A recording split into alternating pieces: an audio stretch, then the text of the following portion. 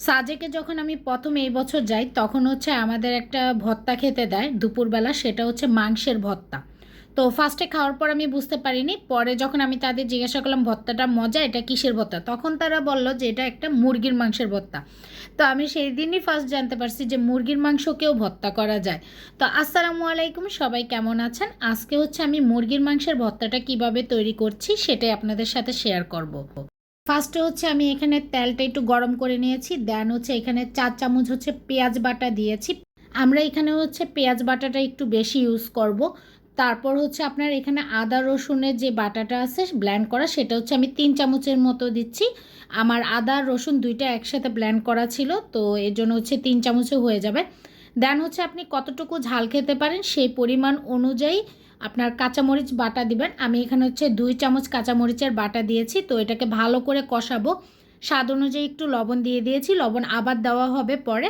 তো এখন আপাতত একটু লবণ দিয়েছি। তো এটা যখন কষানো হয়ে গেছে, তখন হচ্ছে একটা লাল টমেটো আপনার ব্লেন্ড করে দিবেন। অবশ্যই চেষ্টা করবেন একটু লাল টুকটুকা টমেটো নেওয়ার। আমারটা তেমন লাল ছিল না, যার কারণে সুন্দর একটা কালার এখনও আসে নাই।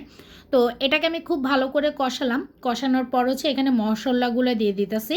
তো এখানে হচ্ছে হলুদের গুঁড়া, গুঁড়া মরিচ, ধনিয়ার গুঁড়া, জিরার গুঁড়া, গোলমরিচের গুঁড়া আর হচ্ছে গরম মশলা দিয়েছি।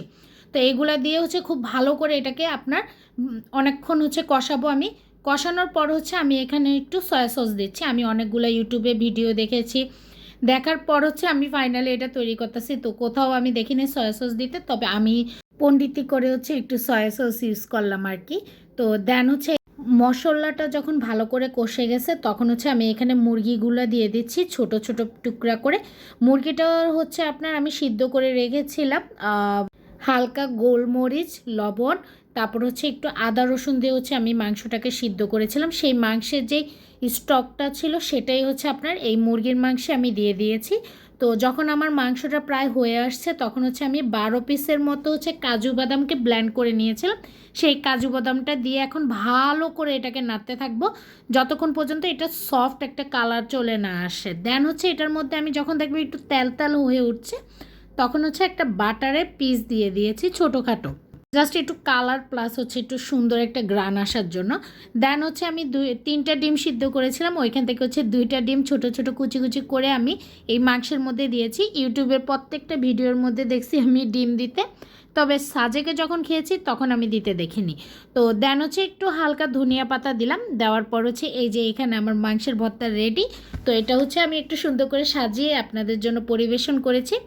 তো যদি কেউ খেয়ে থাকেন এভাবে তৈরি করে আমাকে জানাবেন অবশ্যই। তো এই তো আজকে এতটুকুই। আল্লাহ হাফেজ।